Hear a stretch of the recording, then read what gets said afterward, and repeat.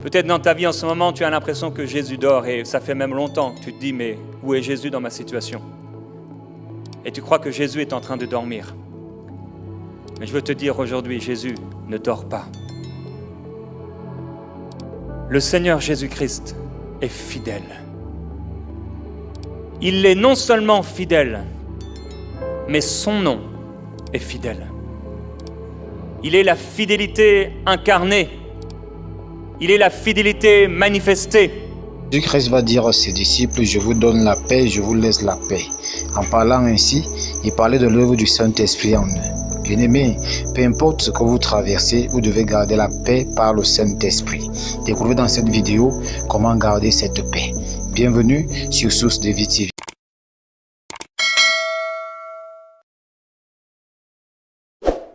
Avant de rencontrer le Seigneur, et même parfois au milieu de la tempête et des difficultés, on peut avoir l'impression que Dieu n'est pas là. On peut avoir l'impression que Dieu est absent. Régulièrement, dans la vie de ceux qui sont baptisés, on a besoin de les encourager, de les fortifier parce que ce moment est un moment très particulier. Et parfois, autour du baptême, il y a des circonstances étonnantes qui peuvent arriver, surtout si l'Église ne prie pas avec force, comme elle le devrait. Et le diable va s'acharner autour de ceux qui sont à la limite d'être prêts à passer par ce baptême, qui est l'engagement d'une bonne conscience devant Dieu. La décision de suivre Dieu, pour moi, c'est comme un mariage. Et le diable va essayer tout faire pour que cette personne soit découragée, fasse demi-tour, avant qu'elle entre dans l'eau du baptême. Il y a dans le monde un esprit de découragement pour empêcher les gens de découvrir la beauté de Jésus-Christ. Et il y a aussi un esprit de découragement dans l'Église pour empêcher l'Église de voir la beauté de celui qui les a sauvés. Et on peut arriver, comme dans le livre de Job, à de telles déclarations, ou comme dans la vie des disciples dans la barque, qui s'inquiètent parce que Jésus dort. Peut-être dans ta vie en ce moment, tu as l'impression que Jésus dort et ça fait même longtemps que tu te dis, mais où est Jésus dans ma situation? Et tu crois que Jésus est en train de dormir. Mais je veux te dire aujourd'hui, Jésus ne dort pas. Le Seigneur Jésus-Christ est fidèle. Il est non seulement fidèle, mais son nom est fidèle. Il est la fidélité incarnée. Il est la fidélité manifestée. Au point où même si nous sommes infidèles, il demeure fidèle. Et j'aimerais te dire que le Seigneur sera fidèle envers toi, alors que tu t'es engagé ou que tu t'engages avec le Seigneur Jésus-Christ. Il sera fidèle, il ne t'abandonnera pas, il ne te délaissera pas, car il est avec toi. Et Dieu n'a pas l'amour, mais il est amour. C'est sa nature, c'est son identité. Dieu t'aime. Alors on peut avoir l'impression que Dieu est un Dieu qui se cache, qu'on peut le trouver en tâtonnant. Mais c'est lui qui nous cherche. Et il crée les circonstances autour des gens pour que ces personnes puissent crier à lui et le trouver. Et Dieu vient nous trouver parfois au milieu de la tempête, parfois au cœur d'une situation difficile. Il vient au moment où notre cœur est comme en train de s'ouvrir, où parfois notre cœur est brisé. Et le cœur brisé ouvre comme une porte à Dieu. Et c'est là souvent que Jésus vient, proposant la vie, proposant l'espoir, révélant son amour, sa personne. Jésus-Christ est vivant et il est le sauveur du monde. Il y a des personnes qui refusent le message de l'Évangile. Il y a parfois également des croyants qui se détournent du Seigneur Jésus-Christ parce qu'ils sont attaqués, parce qu'ils sont frappés, parce qu'ils sont tiraillés. L'ennemi de leur âme vient frapper, les décourager et les empêcher ou essayer de les empêcher de marcher sur le chemin resserré, étroit, qui mène à la vie. Des choses qui sont mises en place par l'agenda satanique pour t'empêcher d'avoir une vie fructueuse pour le royaume, d'avoir une vie qui plaît à Dieu, de porter du fruit en grand nombre. Et Dieu est glorifié, le Père est glorifié par les fruits que tu portes, que je porte. Alors l'ennemi de nos âmes qui rôde comme un lion, rugissant, cherche qui il va pouvoir dévorer. Il est venu à l'époque du Seigneur Jésus-Christ et il cherchait parmi les disciples celui qu'il pouvait et qu'il pourrait dévorer. Dieu, lorsqu'il nous a sauvés, n'a pas enlevé nos émotions, n'a pas enlevé nos raisonnements, n'a pas enlevé notre intelligence. Et les situations que nous vivons, nous les vivons en esprit, mais on les vit également avec nos raisonnements. Et nos raisonnements doivent être équilibrés, restaurés, changés sur la parole de Dieu. On ne peut pas traverser l'épreuve et vivre l'épreuve avec nos raisonnements et avec nos pensées. Il faut qu'on soit renouvelé dans nos pensées pour ne pas s'écrier « Où est Dieu ? Où es-tu dans ma situation ?»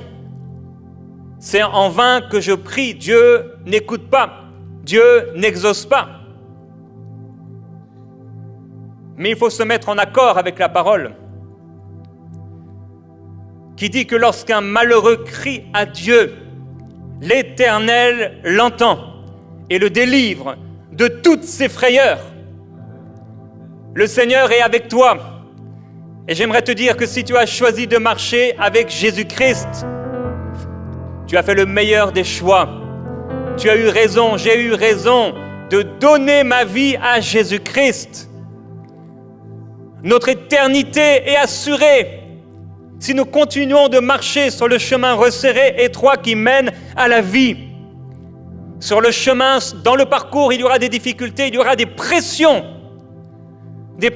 qui sont faites et qui seront faites sur toi pour que tu abandonnes, pour que tu sois si découragé que tu n'arrives plus à prier, que tu n'arrives plus à faire confiance à Dieu, que tu n'arrives plus à faire confiance aux chrétiens, que tu n'arrives plus à faire confiance en la parole de Dieu et à l'Esprit qui habite en toi.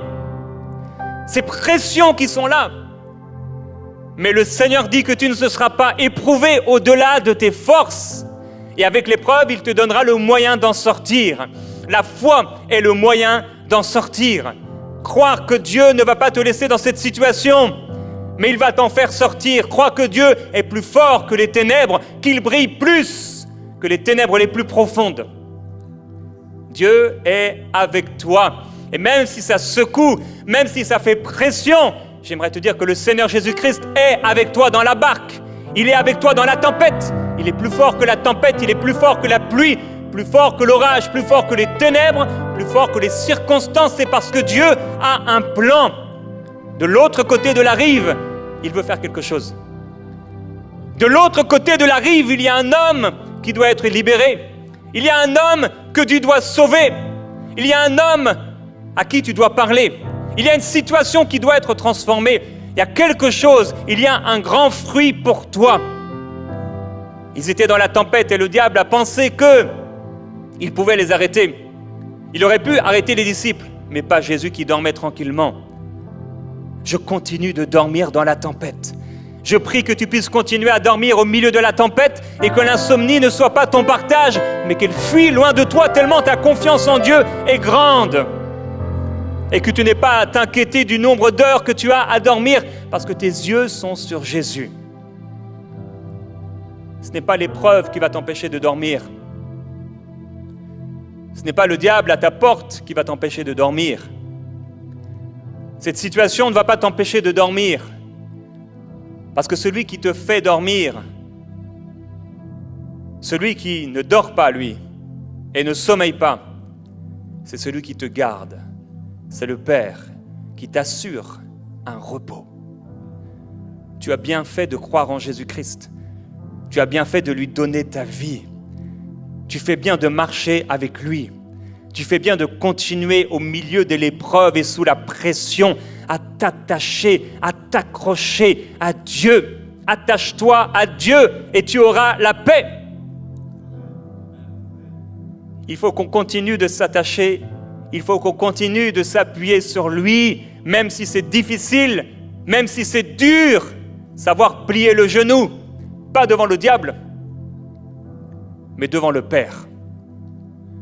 Savoir plier le genou au milieu de la tempête et pas lever le poing vers le ciel en disant « Dieu, pourquoi tu dors ?» Parce qu'il ne dort pas.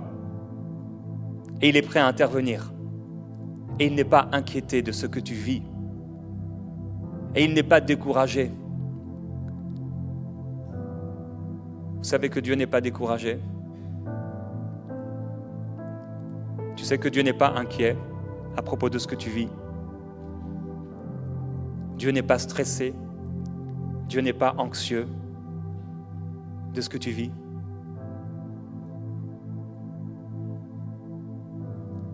Il connaît le parcours, il connaît le chemin que tu traverses. Et il y a un plan de l'autre côté de la rive.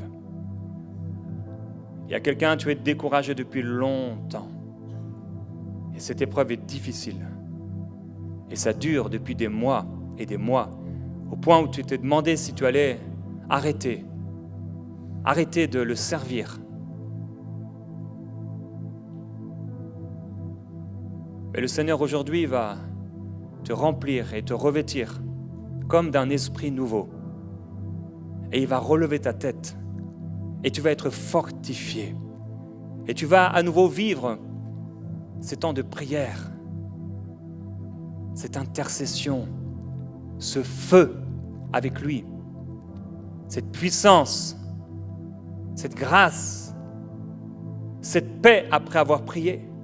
Et au milieu de la prière qui descend sur toi et qui te donne l'assurance que Dieu est à l'œuvre. Car oui, Dieu est à l'œuvre. Et certains, sous la pression, avec le diable qui rôde, tombent et ne réussissent pas à se relever.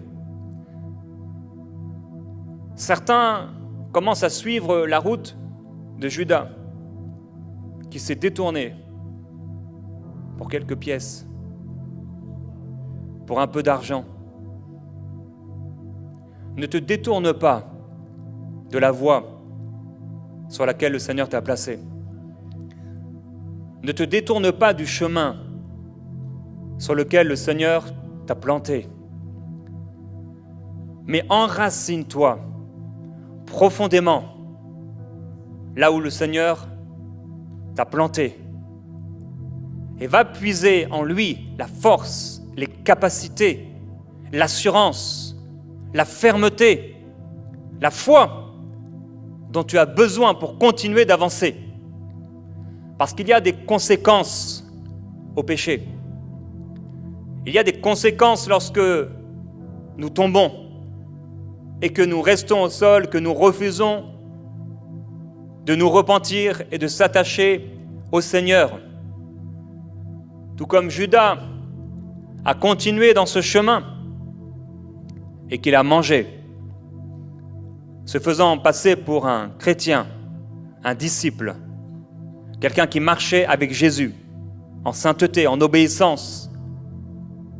Satan entre dans sa vie. Il y a une conséquence et des conséquences lorsqu'on demeure dans le péché. Mais le Seigneur est bon et il fait grâce. Il est compatissant et miséricordieux. Il te relèvera si ton cœur s'ouvre et si tu es prêt à te repentir. La parole déclare « Heureux ceux dont les fautes ont été pardonnées et dont les péchés ont été effacés.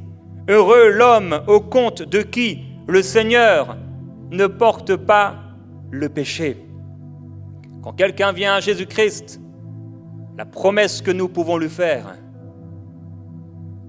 c'est que s'il se repent réellement, ses péchés sont pardonnés. Que s'il se repent réellement, la paix de Dieu lui est donnée. Quelle grâce! Je partageais cette semaine à quelqu'un qui s'est tourné vers Jésus-Christ, cette semaine même, qu'une chose extraordinaire que nous avons en tant qu'enfants de Dieu, c'est la paix. Jésus a dit « Je vous donne ma paix, je vous laisse ma paix. Je ne donne pas comme le monde donne. Que votre cœur ne se trouble pas. Croyez en moi. » Ne sois pas troublé de l'épreuve que tu es en train de traverser, parce que derrière l'épreuve et après l'épreuve, il y a un fruit, il y a une grâce, il y a une nouvelle saison, il y a une bénédiction. Ne t'arrête pas. Ne t'arrête pas. Ne t'arrête pas. Cette paix surnaturelle, elle vient dans le cœur de ceux qui donnent leur vie à Jésus-Christ. C'est une paix profonde. Un jour, Eden était toute petite. Elle est tombée d'un escalier. Et le soir, on l'a amenée à la maison. Elle a vomi, donc on s'est demandé est-ce que ce serait une commotion. L'ambulance est arrivée à toute vitesse. J'ai roulé plus vite qu'elle. Et là, j'étais sur la route. Et j'ai dit au Seigneur, quoi qu'il se passe, je te servirai. Et j'ai prié à un moment, alors que j'étais paniqué, on était de jeunes parents, la paix surnaturelle de Dieu est descendue dans ma voiture. Une paix profonde. Et on est arrivé à l'hôpital et ça a continué. Et là, ils l'ont pris d'urgence. Et j'ai perdu la paix. Annabelle a gardé la paix. Et elle a eu la paix toute la soirée. Elle n'a pas vécu la soirée et la nuit comme moi. Mais moi, j'ai perdu la paix. Ne perds pas ta paix. Garde ta paix. Le Seigneur ne la reprendra pas. Et le diable n'a pas le pouvoir de la reprendre non plus. Mais tu as la capacité de ne plus marcher dans cette paix et de refuser cette paix par tes inquiétudes. Jésus dit, quelle parole! Ne vous inquiétez de rien. Pour Jésus, dans sa pensée, il n'y a aucune raison. Il n'y a rien, aucune épreuve, aucune difficulté qu'un homme ou qu'une femme peut rencontrer sur la terre qui lui donne le droit de s'inquiéter. Ne t'inquiète pas. Jésus dit que cette inquiétude ne pourra rien rajouter à ta vie. Pas une seule minute de plus, pas un seul jour de plus. Cette inquiétude ne sert à rien. Elle ne pourra rien produire de bon. Alors nous sommes obligés de marcher par la foi, de garder la paix. Garde cette paix. Quelle grâce extraordinaire. On peut vivre dans la richesse, tout comme on peut être attaqué à un moment et vivre la pauvreté, peut-être en raison de la persécution, mais il y a une chose qu'on ne nous volera pas, une chose qu'on ne nous prendra pas, c'est la paix avec Dieu. La paix surnaturelle. Il y a eu bien des persécutés. La parole nous dit que on les a tués de manière et d'autre, certains lapidés, certains sciés en deux, mais il y a une chose qu'on n'a pas pu leur prendre, c'est leur paix avec Dieu. c'est la paix avec Dieu. Quelle grâce d'avoir la paix. Alors tu n'as peut-être pas la voiture que tu voulais, mais tu as la paix. Tu n'as peut-être pas les chaussures que tu voulais, mais tu as la paix. Tu n'as peut-être pas l'augmentation que tu voulais, mais tu as la paix avec Dieu. Si tu lui appartiens, tu as la paix avec Dieu. Et il n'y a rien qui soit comme sa paix. Quand on était dans le monde, on était troublé.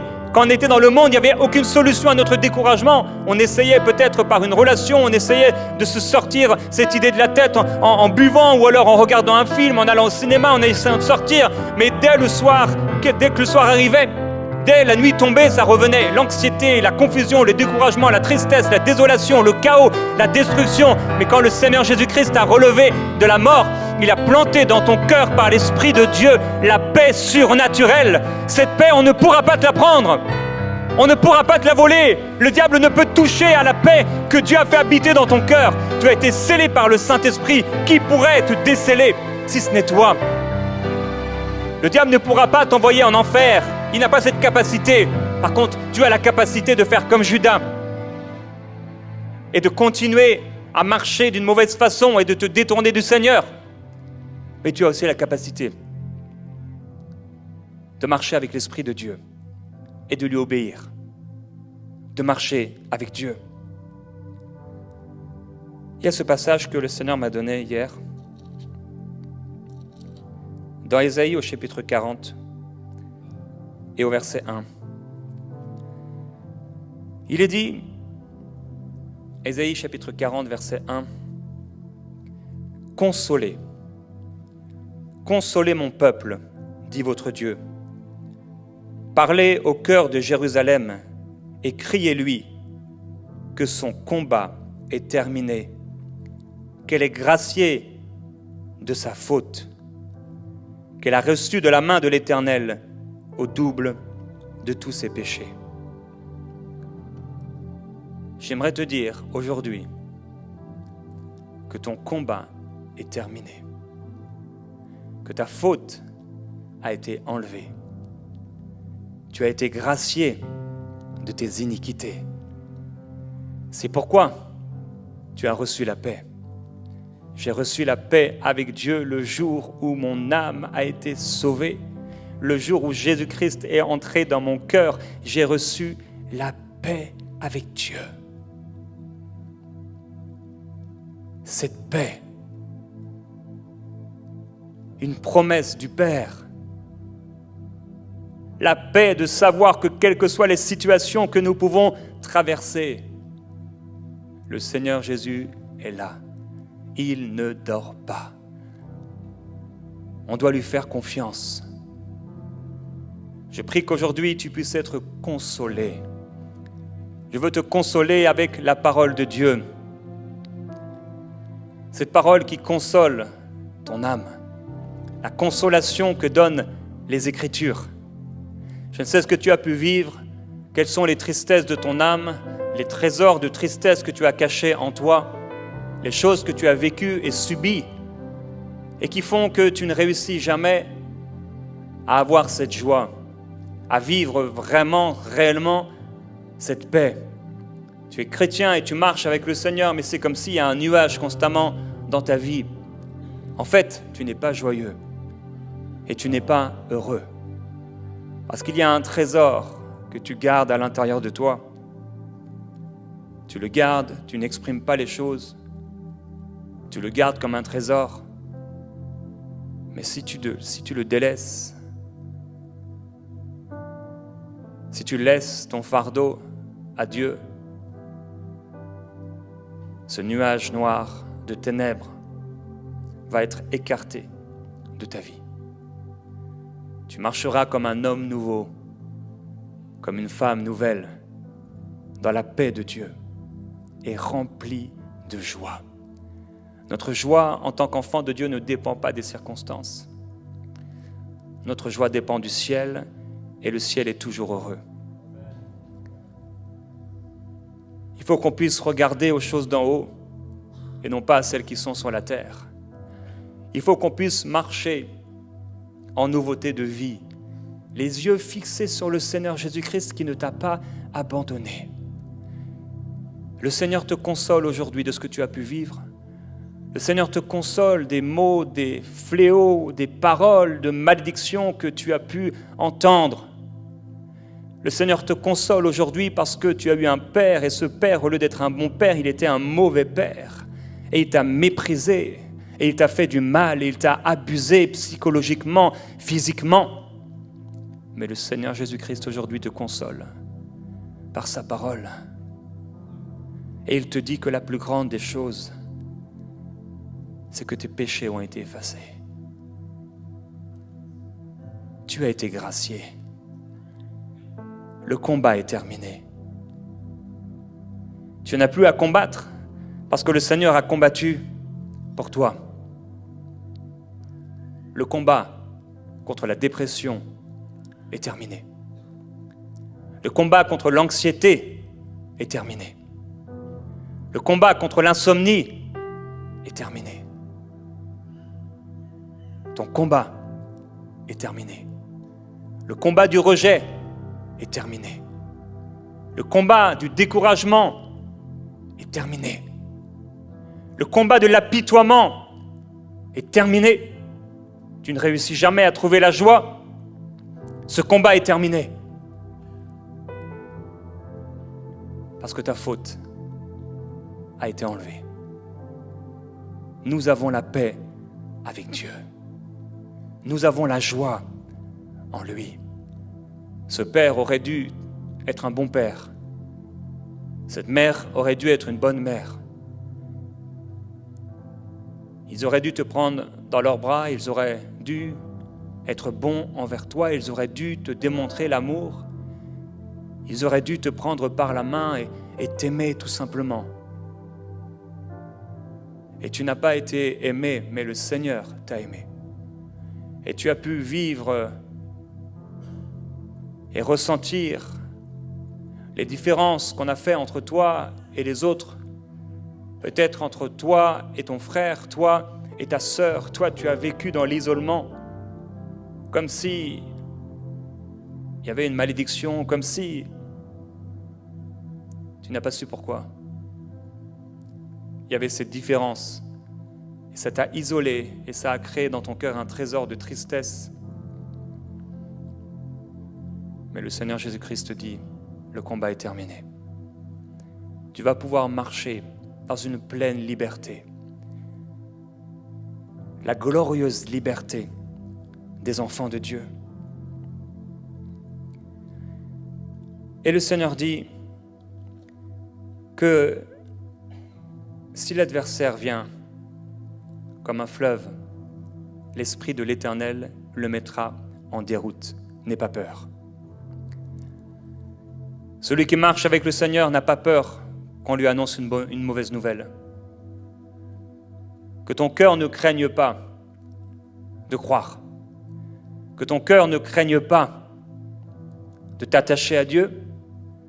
Que ton cœur ne craigne pas que l'adversaire à nouveau frappe. Parce que le Seigneur promet dans sa parole que si l'adversaire vient comme un fleuve, l'Esprit de l'Éternel le mettra en déroute. Et Dieu dit, lève-toi, brille, car ta lumière paraît. Et sur toi, la gloire de l'Éternel se lève. Car voici que les ténèbres couvrent la terre et l'obscurité, les peuples. Mais sur toi, l'Éternel se lève. Sur toi, sa gloire apparaît. Et des nations marcheront à ta lumière et des rois à la clarté de ton aurore. Le Seigneur dit que c'est une saison nouvelle pour ta vie. Cette saison est terminée où tu étais accablé, où tu étais découragé. Cette saison où tu ne pouvais pas te lever dans ton identité, dans ce que tu es en Jésus-Christ. Tu ne réussissais pas à faire ce que tu savais devoir faire. Tu ne réussissais pas à parler alors que tu aurais aimé parler. Tu n'avais ni l'assurance, ni la capacité, selon toi, de pouvoir faire ces choses. Mais le Seigneur Jésus-Christ dit que sur toi aujourd'hui, sa gloire paraît. La lumière vient au milieu des ténèbres de ta situation pour te transformer et te changer. Et ton âme doit être renouvelée par la parole de Dieu et la consolation que donnent les Écritures pour qu'une fois consolé, tu puisses, toi maintenant, consoler les autres et devenir cette lumière. Au milieu de l'obscurité, au milieu des ténèbres, apporter la lumière de Jésus-Christ, apporter la paix, apporter la joie, apporter le salut. Heureux ceux qui détachent les pattes de l'animal. Heureux ceux qui permettent, qui annoncent l'évangile et qui permettent aux hommes et aux femmes d'entendre la bonne nouvelle de l'évangile. C'est ton appel, c'est ta mission, c'est la mission de l'Église. Le Seigneur t'a appelé à annoncer sa parole, à proclamer sa parole. Tu dois proclamer sa parole à ta famille, tu dois proclamer sa parole à tes voisins, tu dois proclamer sa parole à tes collègues de travail. Tu dois briller, briller, parce que la lumière du Seigneur est sur toi et la main de Dieu est sur toi. Tu ne la vois peut-être pas, tu as l'impression que Jésus dort dans la barque, mais la main de Dieu est sur toi, la main du Père est sur toi, la main du Seigneur est sur toi. Et si tu crois, tu verras la gloire de Dieu. Il faut que tu te lèves dans ton autorité, il faut que tu te lèves dans l'autorité que Jésus a donnée, a léguée à l'Église. Il a les clés du séjour des morts et de la mort, il a vaincu la mort et la puissance du péché. Et il t'a installé dans les lieux célestes avec lui, au-dessus de toute autorité. Il t'a donné l'autorité, mon frère, ma sœur, quel que soit ton âge, quel que soit le nombre de tes rides, quel que soit le nombre de dollars que tu as sur ton compte, tu as reçu l'autorité. Quelle que soit la couleur de tes cheveux ou la marque de tes chaussures ou de ton sac à main, tu as reçu l'autorité. Que tu aies du parfum ou pas sur toi, tu as reçu l'autorité. Un salaire ou pas, tu as l'autorité. Dieu a donné l'autorité à l'Église. Il faut qu'on marche dans cette autorité et qu'on commence à détacher les pattes de l'ânon, à détacher les gens de la servitude démoniaque, parce qu'il t'a donné l'autorité de chasser les démons. Il t'a donné de l'autorité lorsque tu pries de libérer une âme de l'oppression satanique. L'Église est au-dessus, le diable est en dessous. Nous sommes le corps de Christ et il a tout mis sous nos pieds. Si tu es au-dessus et que le diable est en dessous, si quelqu'un est sous le joug satanique et que tu pries pour lui, est-ce que celui qui est en dessous a capacité, autorité contre toi? Non. Le Seigneur a dépouillé les autorités, les dominations et les a livrées en spectacle en triomphant d'elles par la croix. Il t'a donné l'autorité et ce, quel que soit ton âge, je le répète. Tu peux avoir 80 ans, 70 ans, 120 ans. Tu as l'autorité. Tu peux avoir 15 ans, si tu marches vraiment avec Jésus, tu as l'autorité. Si tu as la foi, tu verras la gloire de Dieu. Tu ne sais pas ce que Dieu est capable de faire à travers un homme. Moïse a dit, mais je ne sais pas parler. Jérémie a dit, mais je suis un enfant. Pierre était tout tremblant. Daniel a tremblé lorsque l'ange de Dieu lui est apparu. Il est tombé par terre, il a dit, je suis sans force. Qui pourra me relever? Avec la force que Dieu te donne, tu pourras marcher. Avec la nourriture que Dieu te donne, tu pourras marcher un peu de cette nourriture céleste. Et tu marcheras en nouveauté de vie. Il suffit de manger ce gâteau. Il suffit de boire de ce breuvage. Il te donnera force et capacité. Nous avons bu en lui. Nous avons mangé de son corps. Cela est suffisant. Christ seul me suffit.